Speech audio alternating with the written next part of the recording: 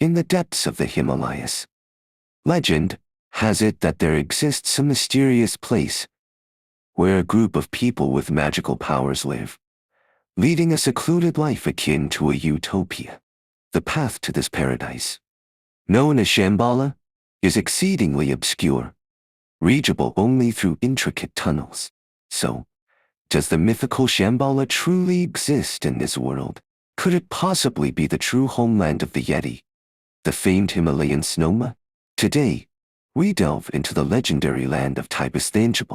In the 1950s, renowned British mountaineer Hilton led a small expedition on the Menlong Glacier in the central Himalayas. Their mission was to explore the terrain around Mount Everest, searching for feasible climbing routes. At the time, summiting Everest was considered nearly impossible. Ever since conquering Kamet Peak, Hilton had dreamt of scaling Mount Everest. He led his team in extensive surveys around Everest, seeking suitable routes. The Khumbu Glacier route was one such survey conducted under his leadership. Typically, climbers choose between the southern and northern slopes of Everest, and the Khumbu Glacier route involves climbing from the south. In 1950, Hilton's expedition surveyed extensively on the Menlong Glacier, hoping to discover alternative routes to Everest besides the Khumbu route. While they did not find a new climbing route, they made a startling discovery at an altitude of 5,800 meters. Hilton's team found a series of enormous footprints. What made these footprints remarkable was their size were much larger than human footprints.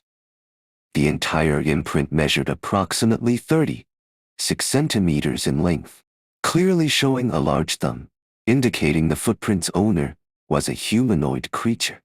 This discovery shocked Hilton and his team. How could such large primates be active at such high altitudes? The team followed the footprints for nearly a kilometer, hoping to catch sight of this mysterious creature. But the footprints eventually disappeared into the glacier. Hilton captured photographs of these footprints. When these photos were published, they immediately captured global attention, with speculation rife about whether these creatures were a branch of humanity. Initially, some media outlets were skeptical about the authenticity of the footprints. However, given Hilton's established reputation and lack of motive for fabricating evidence, most people believed the photos to be genuine. So, what exactly are these Yetis? What connection do they have with Shambhala? We'll discuss more about this later. For now, let's talk about a monk associated with Shambhala. In 1960, a Tibetan monk named Tulshu Klingpa led 12 disciples in search of the entrance to Shambhala. Shambhala is a legendary paradise in Tibetan Buddhism. Tibetan Buddhism generally believes that Mount Kailash is the gateway to Shambhala. However, Tulshu chose to venture to a place called Sikkim, located at the junction of Tibet, Nepal, and India. Sikkim was an independent kingdom till 1975, after which it became a state of India. Why was Tulshu convinced that the entrance to Shambhala was in Sikkim? This belief stemmed from an ancient prophecy deciphered by his master. In the 18th century, the Indian sage Padmasambhava, at the invitation of the Tibetan king Trisong Detsen, introduced Buddhism to Tibet, including a place called Rahul. Padmasambhava is the founder of the Nyingma school of Tibetan Buddhism. He is regarded as the spiritual symbol of Nyingma, the object of worship for its followers. Perhaps finding this place auspicious, he left a prophecy in the scripture repository of an ancient monastery, describing the fate of the Tibetan people. The prophecy states that at the twilight of time, the world will fall into darkness of hatred, desire, and delusion, and the Tibetans will be driven to various corners of the earth. Most will fall into the hands of brutal enemies, suffering from famine and weapons, while the remaining Buddhists will be abandoned, and the elements of the universe will no longer be balanced. When this dark moment arrives, a precious sanctuary will protect the Tibetans. Because the prophecy came from Padam Yamsafaka. Every Nyingma follower knew it. From the 11th century onwards, monks have been discussing how to find this precious sanctuary, which they call Bailur Shangri La, meaning the utopia, hidden in the snowy mountains. Later, they also named it Shambhala. According to Tibetan Buddhist scriptures, Shambhala is a place full of waterfalls and pools, hidden in the mountains. And the entrance to Shambhala can only be opened at specific times and under the guidance of high monks. For hundreds of years, many high monks have attempted to open the entrance to Shambhala, but none have succeeded. So by 1960, Talshu Klingpa and his 12 disciples began searching for the entrance to Shambhala. Talshu is a legendary figure. Born in the Kang region of the early 1920s. Kang is not today's Tibet, but it is located in the Tibetan areas of Sichuan and Gansu provinces today. Talshu was sent to study at a major monastery in Goyu at a very young age. Following the principle that gold shines wherever it is, he soon became the main disciple of the monastery's abbot, Do Din. In his 20s, he was given the title Lingpa by his master. Here, Lingpa does not refer to the human lymphatic immune system but to an outstanding treasure holding master. Treasure here refers to Buddhist scriptures, instruments, or the transmission of some kind of skill.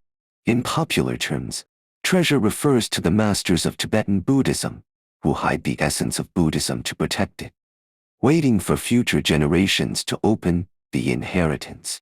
The general hidden treasure is buried in the mountains or underwater. And there is another, called spiritual hidden treasure, which is a memory stored in another dimensional space, and only those monks with special abilities can get this kind of spiritual hidden treasure at specific times. It manifests as suddenly acquiring some profound knowledge or memory.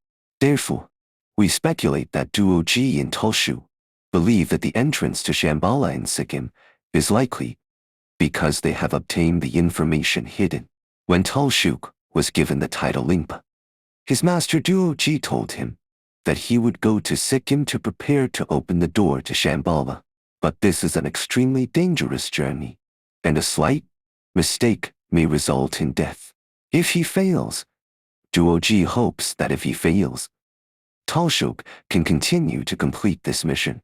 Talshu readily agreed to the request. Sure enough, Master Duoji never returned after he left. Young Talshuk became the abbot of the monastery, but he also began to think about whether he should try his luck in Sikkim. Maybe he is the hidden treasure master in the prophecy who can open the door to Shambhala. So in early 1960, Talshuk believed that the time had come to open the door to Shambhala. He led 12 disciples out of the monastery and came to the world's third highest peak, the glacier of Kankanjensha, and began to climb the glacier. As a result, during the climb, they suddenly encountered a blizzard and were trapped in a cave halfway up the mountain. They stayed there for about 10 days. Seeing that water and food were running out, Talshuk decided to continue climbing with a disciple. And they actually successfully reached the summit. At this time, they suddenly saw beautiful natural scenery and green forests on the glacier, as if they were in another time and space. They heard wonderful music and saw all creatures running, which excited the disciple greatly and wanted to cross the threshold into the scene. But Talshuk stopped him, thinking that he should not leave others behind and should let everyone enter together. So he took the disciple back to the cave. In the cave, Talshuk sat alone chanting, when suddenly a white column of light descended from the sky, and a colorful auspicious cloud appeared in the sky, surrounded by 4 white pigeons swirling around him until a long time passed. And these visions disappeared. So the disciples asked him what the omen was at this time. But at this time, Talshuk just sat silently and did not answer. As a result, the next day, He took 12 disciples back to the top of the hill, but suddenly encountered an avalanche. And he told everyone that they must go down the mountain immediately and return to the monastery, because he saw a signal. And the entrance to Shambhala will not really open until several years later. So they went down the mountain safely and returned to the monastery. Later, one day, Tulshuk meditated in the cave, suddenly got new hidden treasure information.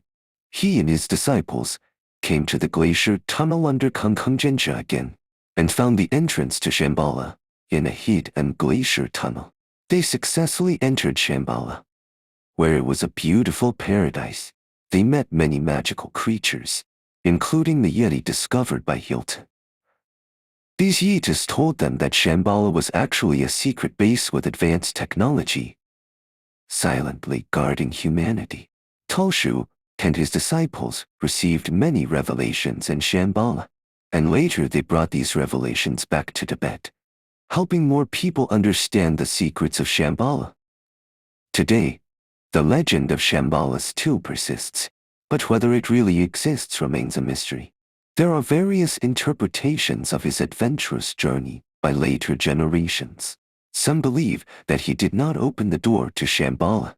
Some speculate that some of his disciples are not blessed, and they left a lot of money because of this. Some people believe that the Yeti of Shambhala prevent outsiders from entering Shambhala. In any case, regardless of how later generations speculate, after Tulshuk, there were no more clues about the entrance to Shambhala. It wasn't until Hilton discovered Yeti footprints on Everest that things changed. Some Western explorers believe that Yetis are the guardians of Shambhala, sparking a frenzy in the Western world to search for these creatures.